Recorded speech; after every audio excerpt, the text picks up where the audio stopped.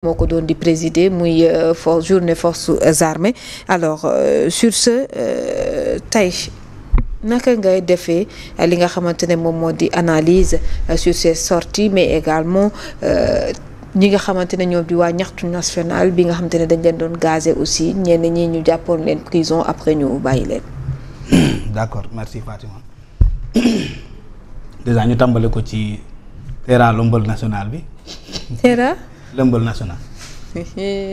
Cheikh Tidiane ak ay moom tam nag Cheikh Tidiane. kenn foofu nag kenn. ah dégg nga Ousmane ne suñu paree discours yi ngeen xumbal. kon Tera xumbal la. waaw nee xumbal léegi waaw. xumbal Tera lëmbal la woon. déedéet loolu kii nag Cheikh Tidiane. kon Tera ramtam bi tam national la woon. Cheikh. ter boo baaxul kon ñu tuddee ko Tera fuural national. patron bi moo toog ci télé bi mais suñu paree discours yi man ngeen animé ci ginnaaw. neexal xam nga. moo ko wax. Tera animation nationale la woon kon alors. xam nga Fatima. c'est même pas par quel chemin commencer quoi. J'ai vu des gens se féliciter d'une forte mobilisation. Vraiment woo benn ki ma xam ci police nationale ñi nga xam ne ñoom ñoo yor di estimer foule bi ñaata la à peu près ci ay meeting. ma ne ma y a eu à peu près 160 000 personnes ci zone boobu noonu boo ko calculer par mètre carré estimant que mètre carré bu nekk mën nga ci am 5 ou 6 personnes. mais nañu ñoom à peu près mën nañ jàpp ne le gars a mobilisé 160 000 personnes.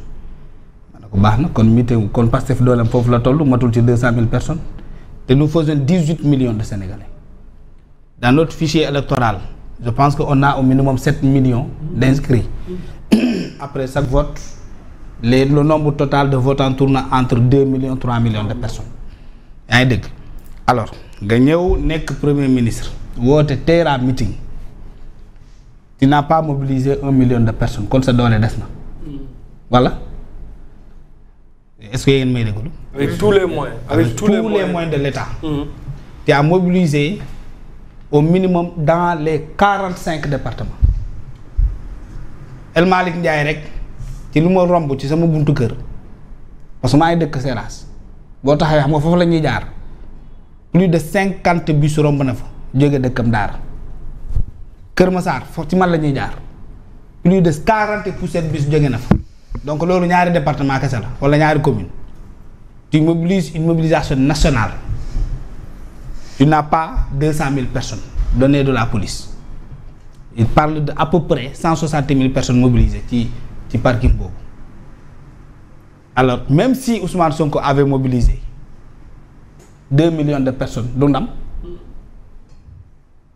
ndam parce que Ousmane mobiliser wul pour la République dafa mobiliser pour boppam mobiliser wul sax pour l'opposition il a mobilisé pour son propre camp au pouvoir il a mobilisé contre Bassirou Diomaye Faye je répète cela parce que c'était un meeting un dialogue de sourds par des actes politiques que l'on pose ça c'est la mobilisation alors donc kon bu si kenn rey ne mobilisation bi bari na mënoo yor premier ministre nee na bu kenn tudd caisse noire ma doon xaar mu wax ne moom amul caisse noire ba tey waxu ko waxul ne c'est pas de caisse noire. nee na bu ko kenn tudd. bu ko kenn waxati ku ko wax dinañ la tëj ñun sëñ bi dañ leen ne ndax am nga ko wala amoo ko te jàpp nañ ne am nga ko parce que ki ko wax ba tey weddi woo ko ki ko wax ba tey weddiw ko jàpp nañ ne. am na daf ne ku wax am na. 9 milliards 9 milliards. waaw loolu la wax ñaata milliards la am. mais moom nañ wax ñaata la am ci caisse noire bi. napp bi moo dul jàll fii kenn mënu fi napp kenn ñun lu ñu dégg ne am na ku ko wax tant que yow mi tu weddiwoo ko dinañ wax ne am na parce que weddiwu ko ba tey weddiwul am na de dafa ne ku ko tudd alors nga am sa caisse noire am say direction am say ministère am say député mobiliser une mobilisation nationale pas à l'intérieur d'un stade nga def ko ci biti ci parking auto mais mobilisé na quand même. non mais loolu du ndam. C'est pas un exploit. Si j'étais à la place d'Ousmane Sonko, j'aurais fait une démonstration de force. Il n'a pas fait une démonstration de force. Cheikh li mu def noonu. benn démonstration de force. benn de foule bi noonu ni mu ci doon doxee noonu. Fatima, l'argent quand ça parle ça fait du bruit. J'aurais fait mieux que lui sans sortir de Dakar. sans sortir de Dakar. Si j'avais les moyens de Sonko ak ñi ko financé lépp j'aurais fait mieux que Sonko j'aurais fait remplir le stade sans sortir de Dakar parce que Dakar n'a pas répondu à Ousmane Sonko pour vous dire c'est les régions qui sont venues à sa mobilisation nga nekk premier ministre loolu ndey nam xam nga ñan ñoo mobiliser waa ñaxtu national. Mais c'est rare de voir un premier ministre qui mobilise qui mon premier mobilise. ministre ne l'avait jamais fait. Voilà, pas de c'est comparaison. ça. Mon premier ministre ne l'avait jamais fait. ñu ngi koy doog auparavant. Mon premier ministre ne l'avait jamais fait donc du victoire mobilisé wul Macky Sall avait rempli le stade ci biir ak ci biti ba doo mën a dugg fii lañ fekk non en 2019. ce même stade le même lieu. Bien sûr. Il avait mobilisé plus de 5 fois que ce que Ousmane Sonko a fait.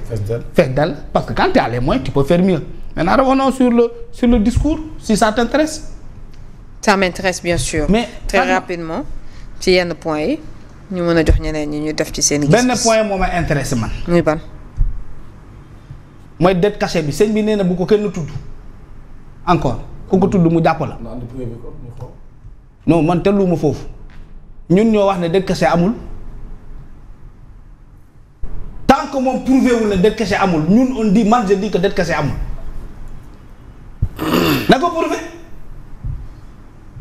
moom pour prouver il y a pas de dette il y a une dette cachée munoo toog ñu laaj la ñetti rapport génne woo ko yow nga taxaw am sañ-sañ di neex nit ñi dette cachée amul nga toog di nee nit ñi amul kenn ku fi am sañ-sañ wax ne dette cachée am na mais Ousmane Sonko xanaa il pense que ce pays lui a été offert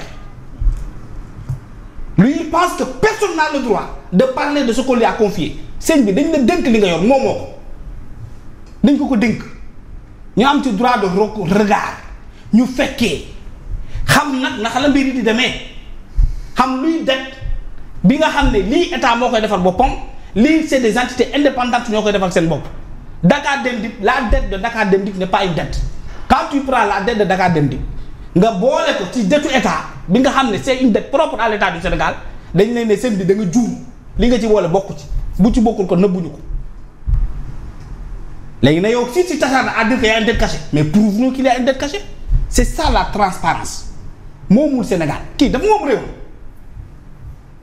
mandat la am sama mandat ce mandat la dañ la ko jox pour une durée déterminée ñun ñu am droit de regard taxaw ne la sëñ bi lii nga wax lëndëm na ci suñu bopp ci suñuy bopp boo ko leeralu ñu ne la sëñ bi ay waxu naxasaan da ngay wax mais ça c'est un devoir citoyen le contrôle citoyen c'est un acquis démocratique mais yow tout le monde te dit de donner des preuves yow nga ne ku la laajati preuve dañ koy tëj on est dans quelle république on est dans quel pays man quand on m'emprisonne parce que dama wax ne dette cachée amul ndam la ci man ku ma ci tëj ndam la ci man parce que kenn dégguma ci ñàkk fayda yow damay laaj dara leer pourquoi on veut avoir un régime